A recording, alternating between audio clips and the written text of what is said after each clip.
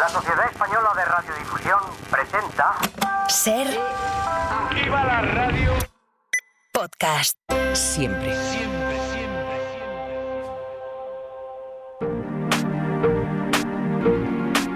Pedro Torrijos, bienvenido a La Hora Extra. Hola, buenos días, ¿qué tal? Bueno, antes arquitecto que escritor, conocido por tus historias de la Brasa Torrijos en Twitter. No sé si te imaginabas aquí cuando comenzaste a escribir esas primeras historias de edificios. No me imaginaba nada de lo que iba a pasar.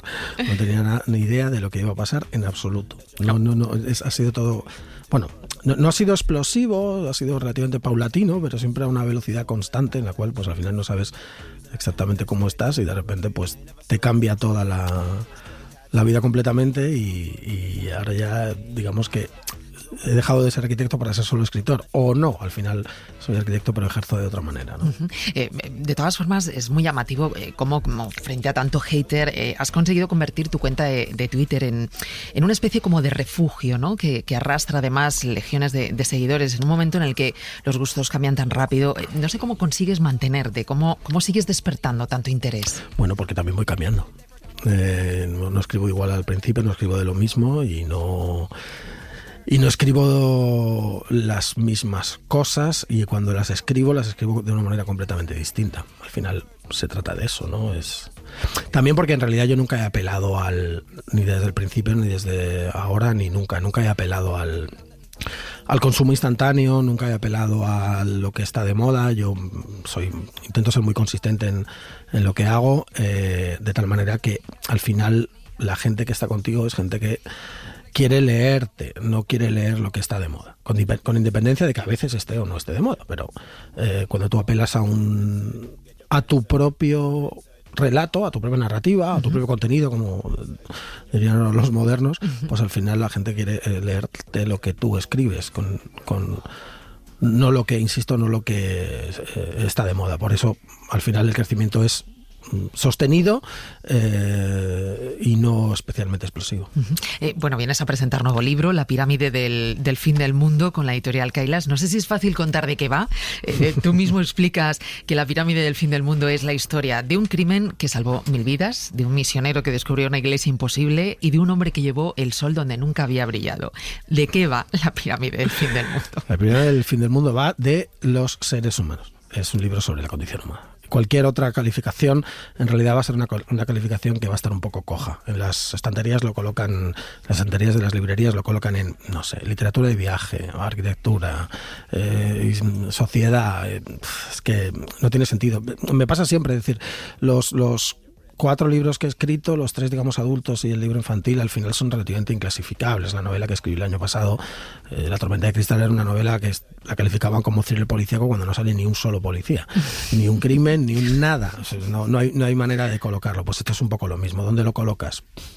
Pues al final es un libro de relatos, de narrativa, de no ficción, es decir, relatos que nacen de historias reales, sobre cómo nos relacionamos entre nosotros en el mundo, sobre cómo nos relacionamos respecto al territorio construido, respecto al territorio no construido, respecto a las historias, porque al final es un libro de historias, de las historias que lo he contado, ¿no? De las historias que nos contamos los unos a los otros y de las historias que nos contamos a nosotros mismos. Decía Joan Didion que contamos historias para permanecer vivos.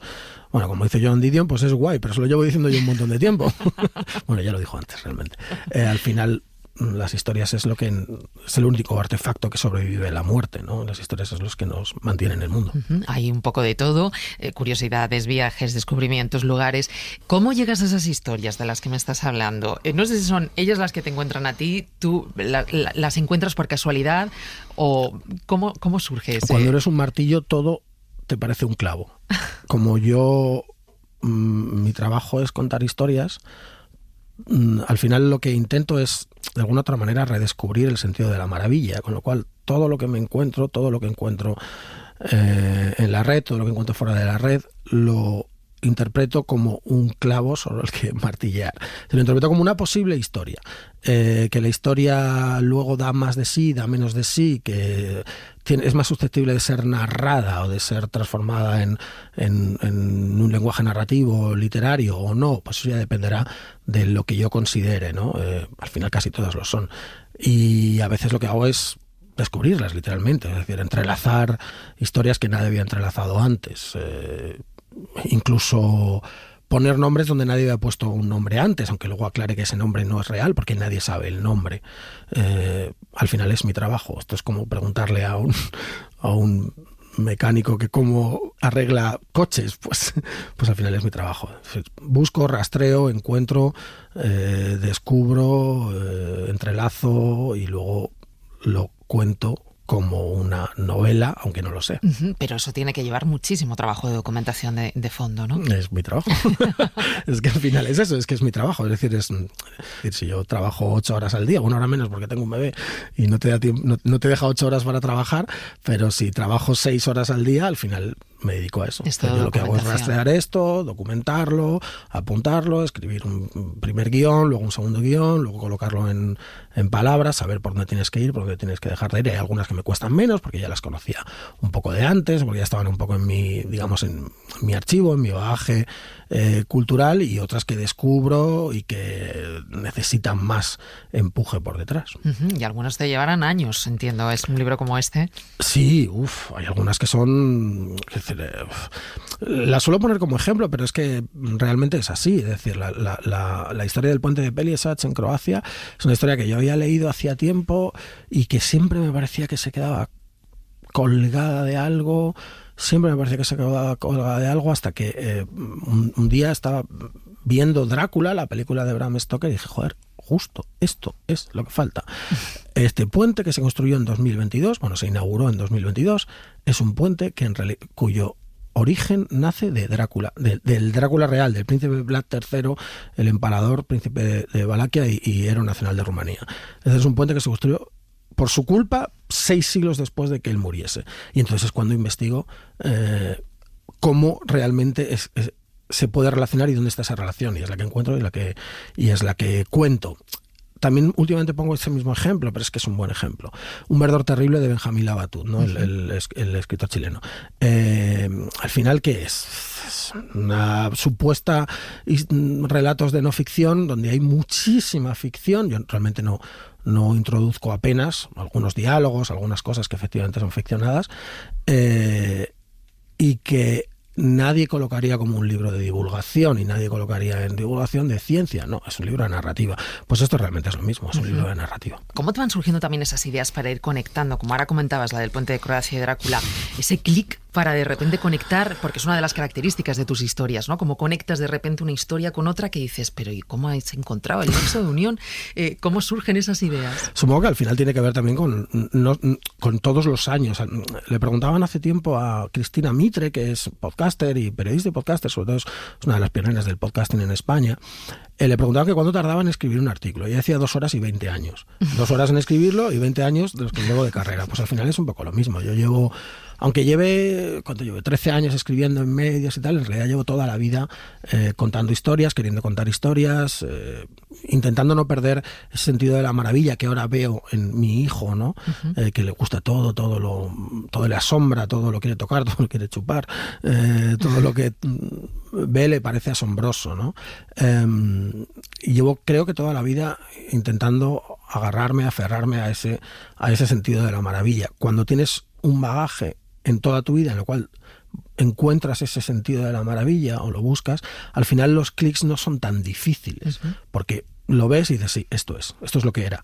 Hay otra historia, ¿no? La de la ermita de San Adrián de Sásabe y la estación internacional de Canfranc, una ermita románica y una estación Art Deco. Nadie las ha relacionado, pese a que están a 7 kilómetros de distancia una de la otra. Por allí pasaban espías nazis, por allí pasaban refugiados judíos. En la ermita de San Adrián de Sásabe estuvo, teóricamente, oculto el Santo Grial, pero nadie sabe exactamente cuándo. La ermita de San Adrián de Sásabe, además, es una ermita que está como construida conscientemente para que se enterrase. Pues yo lo tenía bastante claro. Yo es que lo tenía bastante claro. Unos cuantos espías nazis iban buscando ahí el Santo Grial, porque realmente, más allá de Indiana Jones y la Última Cruzada, sí que Henry Himmler sí que buscó el Santo Grial y de hecho cruzó a Montserrat supuestamente en su búsqueda, y realmente los nazis sí que buscaban ciertos artefactos poderosos de mitología y la religión, no tanto porque fueran mágicos, sino por darles una especie de justificación a su racismo, supremacismo de la raza aria, ¿no? Entonces, para mí estaba claro. Que nadie lo haya conectado, para mí resulta asombroso. Es decir, ¿cómo es posible que no lo hayáis visto? Pero en realidad tiene más que ver con el hecho de que, como lo que decía antes, cuando eres un martillo todo te parecen clavos, ¿no? Claro. La historia que da título al libro es una historia bélica que parte de una contradicción.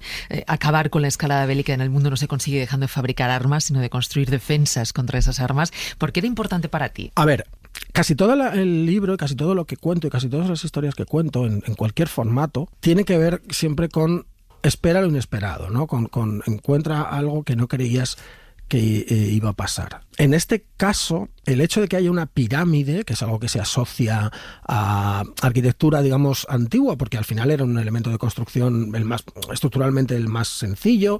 Los egipcios, los mayas construyeron pirámides porque es la manera de llegar muy alto sin hacer grandes alardes estructurales, es decir, hasta que no llega ya mucho tiempo después el hormigón romano y luego ya las estructuras de piedra góticas y el acero y el hormigón armado, digamos, contemporáneo. La única manera de llegar tan alto como llegan las pirámides mayas o egipcias es a base de hacer pirámides. En cambio, el hecho de construir una pirámide, es que tiene forma de pirámide, en los años 70, en medio de una pradera, alejada de todo, y que encima tiene una pinta que es que parece de una novela, de una película de ciencia ficción de los años 70, bueno, se construyó en los 70, ya de por sí es algo lo suficientemente extraño como para llamar la atención. Pero si luego encima escarbas sobre ello y descubres que efectivamente se basa sobre este esperar lo inesperado, que es que la mejor manera de evitar una escalada armamentística no es dejar de fabricar armas, sino dejar de fabricar defensas contra esas armas, entonces lo que hago es explorar sobre eso. ¿Cómo es posible que esto sea? ¿Cómo es posible que dos superpotencias enfrentadas durante la Guerra Fría no solo accediesen a eso, sino que realmente lo solidificasen? Y dije, es cierto, cuantas menos defensas, menos vamos a escalar. Y encuentro qué es lo que pasa. ¿Por qué? Pero es que además resulta que esa pirámide que costó una millonada, 6.000 millones de dólares de la época, resulta que solo estuvo en activo 3 días. 3 días. Al final no me queda más remedio que contar esa historia, contarla precisamente, porque la historia de la pirámide del fin del mundo, el sobrenombre es la pirámide su verdadero nombre es Complejo Stanley R. Mikkelsen de salvaguardia antimisiles, pero digamos que la gente lo conoce como la pirámide de Dakota o la pirámide de Nekoma. La pirámide del fin del mundo es realmente, yo no sé si debo ser de la primera o la segunda persona que lo usa en español, porque el verdadero nombre que le ponían en Estados Unidos era Doomsday Pyramid, que es la pirámide del día del juicio, que en sí ya es bastante potente, pero yo lo empecé a llamar la pirámide del fin del mundo porque me parecía más potente, por lo que representaba también, ¿no? Un complejo de misiles nucleares. Pero el hecho de relacionarlo con esta historia de que la mejor manera de que no haya una escalada es dejar de fabricar defensas, creo que soy la única persona que lo ha hecho. Y me parece que explorar sobre eso, sobre esa supuesta contradicción, sobre ese espera lo inesperado, es lo que merecía la pena contar. Si no me equivoco, por una cuestión organizativa, divides el libro en 5 partes. Sí. Civilización, luz, calma, guerra y tiniebla. ¿Por qué esos 5 conceptos? ¿Por qué no? Tenía claro que la última iba a ser civilización. Civilización es el compendio de la humanidad. Es decir, somos civilización y solo somos civilización, no es que no hay nada más. Y los otros iban a ser parejas de contrarios, pero no podían ser parejas de contrarios, porque entonces estaría apelando a esperar lo esperable. Y no, se trata de esperar lo inesperado. Entonces lo que organiza son 2 parejas de contrarios que no son verdaderas parejas ni no son verdaderos contrarios, ¿no? Lo contrario de la guerra no es la paz, sino que es la calma, pero la calma en sí misma puede ser una batalla. Lo contrario de la luz no es la oscuridad, sino que es porque la oscuridad en realidad nunca va a ser lo contrario. Esto lo dice a Ursula K. Le Guin, la escritora norteamericana. Al final la luz sin la oscuridad no es nada, ¿no?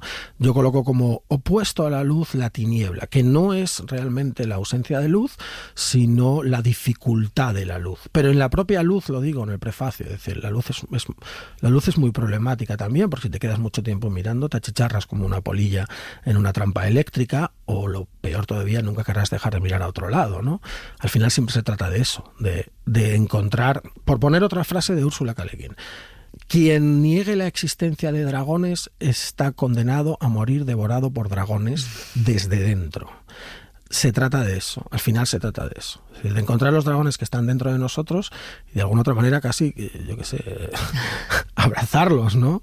De encontrar la belleza que está dentro de ese dragón y igualmente abrazarlo, ¿no? En el capítulo de la guerra lo llamo así, lo mejor de lo peor. Si lo peor que hemos hecho los seres humanos es fabricar la guerra, el peor artefacto que hemos construido es la guerra, aún así puede haber cosas buenas y bellas en la propia guerra, y es realmente lo que cuento. Bueno, escuchándote como te estoy escuchando, se me hace un poco raro pensar, y antes lo comentabas, tú eres contador de historias de siempre.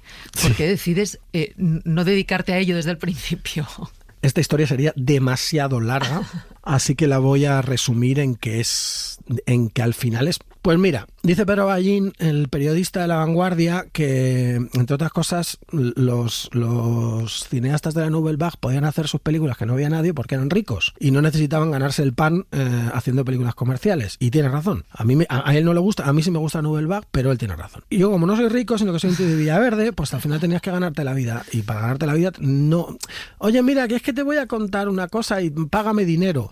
Mira, pues a lo mejor no. Al final, ¿qué ocurre? Casi un poco por casualidad, casi por ayuda de mi mujer, que es la estratega de todo este proyecto, me dice, oye, tú deberías contar estas historias todas las semanas, por dos razones. Primero, porque te hace feliz, y segundo, porque al final te conviertes en un pequeño medio. Y al ser un pequeño medio, tú puedes conseguir que haya empresas, entidades, llámalo lo que quieras, que te patrocinen contar una de estas historias. Y efectivamente es lo que hago. Mi trabajo, aparte de los libros, aparte de la radio, el podcast, muchos trabajos, todos relacionados con contar historias, gran parte viene de que pues, una entidad de turismo, una empresa dice, oye, cuéntanos una historia sobre esto que está en nuestra región o en nuestro país o en nuestro acá. Digo, vamos a ver si cuadra, tal. Reportaje patrocinado, y ahí es donde gano el dinero. En el momento en que empiezo a ganar el dinero ya sí que vivo de eso. He leído en alguna entrevista, Pedro, que un error de cálculos te hizo dar como un giro a tu vida. Sí. ¿Qué es lo que te hizo tu forma de entender el mundo que cambiara de esa forma?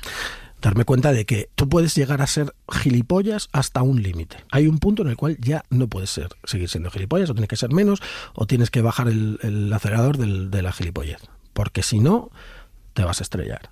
Y eso es lo que a mí me pasó, y eso es lo que le pasó a Bill Le Mesurier, que fue el ingeniero de la Torre Citicorp, que es una historia que yo conté en mi primer libro y que es la historia real sobre la que se cimenta la novela que publicamos el año pasado, La Tormenta de Cristal. Cuando yo descubrí esa historia se parecía tanto a la mía, pero tanto a la mía, la suya muchísimo más épica, porque era un rascacielos y lo mío no, pero tanto que dije, esto no puede ser, no puede estar pasando, o sea, esto no puede ser verdad. Así que al final tuve que contar esa historia de todas las maneras posibles y me partiré los cuernos para llevar esa historia en algún momento a un formato todavía más grande, a televisión, a cine, a podcast de ficción o algo así, porque creo que merece la pena ser contada. Realmente lo creo. Bueno, estar presente en redes, pero te hace saber de primera mano. Es muy fácil saber esa respuesta inmediata, ¿no?, de los lectores, sí, ese feedback que te dan, ¿no? Pero creo que te has quedado muy sorprendido de hace unas semanas en la Feria de Madrid la respuesta que has tenido con tu último libro y con lo que estás haciendo. Yo he de decir que siempre yo cuando voy a firmar a una feria del libro, a una presentación, y de repente viene un montón de gente, un número de gente, la que sea, a mí siempre me sorprende, siempre me fascina, porque hay una persona que se ha levantado por la mañana y voy a ir a la Feria del Libro y voy a que Pedro Torrijos, para mí es algo fascinante. O sea, lo gestiono bien, pero lo gestiono bien como puedo, es decir, es lo que hay. El primer día de la Feria del Libro de este año estuve 2 horas constantemente firmé chorrocientos libros, había una cola cuando llegué que no me lo voy a creer, que ocupaba dos casetas más aparte de la que estaba, era una cosa que para mí era, no sé qué está pasando aquí. Y además, claro, ¿yo qué voy a hacer? Yo, con todo el respeto a los autores consagrados que al final ponen un sello y hacen una firma y tira para allá, ¿no? Yo no soy esa persona, no puedo ser esa persona. Si en algún momento a mí me van a venir a una firma 500 personas, lo siento, pero dame 5 horas, porque yo no voy a estar firmando una firma, y esto lo podemos grabar y se queda aquí grabado para siempre si alguna vez pasa. Yo no puedo hacer un garabato, dar un sello y lárgate a casa, José Antonio o María José. No, lo siento, yo tengo que hablar un rato. Tengo que hablar un rato con esa persona porque es que ella yo me lo merezco y ella se lo merece. Se merece que yo esté hablando un par de minutos con ella, o 3 o 5, y que hablemos un poco, porque, joder, es que este año hubo una persona que vino específicamente de Valencia. Digo, pero habrás ido a ver otros libros. Dice, no, hombre, ya que estoy aquí, pues voy a comprar otros y que me firmen otros, pero he venido específicamente para ti. Digo, no me lo puedo creer. Bueno, eso es mucha responsabilidad también, ¿no? Ya, yo qué sé. No quiero ver las cosas en términos de responsabilidad, pero hombre, algo de responsabilidad. ¿Qué hice? Pues me levanté, salí de la casa y te le di un abrazo. ¿Qué menos? O sea, quiero decir, por favor, es que no sé, para mí esto, yo soy un tío de Villaverde, si siempre soy un tío de Villaverde, me vaya a vivir donde me vaya a vivir. Es que no hay ninguna otra manera de entender el mundo para mí que es a través del agradecimiento. Es que si no, ¿de qué? Hablábamos antes fuera de micro ya preparando vacaciones, algunos días de descanso y tú me decías, bueno, descanso, ya escribiendo, ¿no? Tu próximo libro, La tormenta de cristal, fue tu primera obra de ficción y estás un poco en lo mismo, ¿no? Sí, también será un thriller porque no entiendo la ficción. Todos los relatos que aparecen en La pirámide del fin del mundo de alguna manera son thrillers, si los fijas. Al final son relatos en los que hay un cierto suspense en el cual quieres seguir leyendo, que es lo que tiene que ver siempre con los territorios de la improbabilidad, llamémoslo territorios improbables o no. Entonces yo creo que cualquier narración al final es un thriller, en el sentido de que quieras seguir leyendo, más o menos, o más rápido o menos rápido. Y sí, lo siguiente lo que estoy empezando a escribir ahora también será un thriller, y también tendrá una temática más o menos relacionada con el territorio construido, pero es muy distinta a La tormenta de cristal. Pues muy distinta. Esperamos leerte, Pedro. Sí. De momento nos quedamos con esta estimulante lectura, La pirámide del fin del mundo y otros territorios improbables. Pedro Torrijos, muchísimas gracias por haber estado en la radio. Muchísimas gracias a ti, Raquel.